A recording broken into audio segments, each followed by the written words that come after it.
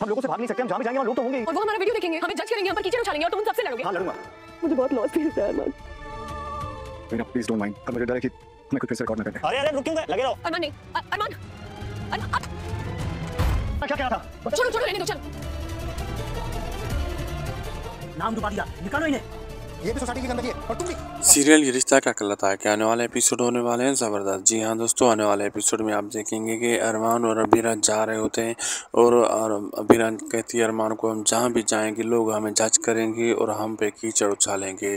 अरमान जैसे ही अबीरा को फिर मतलब हमदर्दी के हिसाब से गले लगाता है तो वो लोग वीडियो बनाना शुरू हो जाते हैं। वो कहते हैं आप रुक क्यों गए, लगे रहो। तो अरमान को आता है गुस्सा, अरमान उनकी फ़ोन तोड़ देता है कुछ लोगों की, और हीरा उनको रोकती है लेकिन अरमान उनकी फ़ोन तोड़ देता है। और अरमान को इसी पे गुस्सा होता है कि लोग हमें वीडियो क्यों हमारी प्राइवेसी की बना रहे हैं। और अब आगे देखना मज़ेदार होगा क्या क्या होने वाला है। वीडियो अच्छा लगे तो लाइक शेयर सब्सक्राइब करना ना भूलिएगा। मिलते हैं आपसे अगली एक ज़बरदस्त अच्छी वीडियो में।